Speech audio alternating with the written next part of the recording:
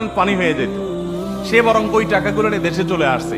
এরপর আমার সাথে একদিন দেখা হওয়ার পরে বলে, ভাই আল্লাহ সুবহানাহু ওয়া তাআলা আমাকে গর্তে পড়তে যাচ্ছিলাম, ধাক্কা মেরে মক্কা থেকে দেশে পাঠাই দিল।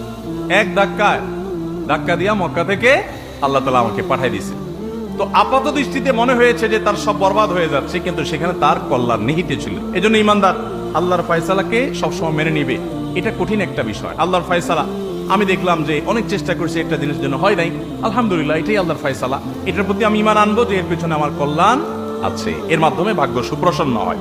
আল্লাহ যেন আমাকে বলেন যে বান্দা কোনো হিসাব নিকাশ নাই, যাও তোমাকে দিয়ে দিলাম জান্নাত বিনা হিসাবে। আমরা সবাই চাই কি চাই না?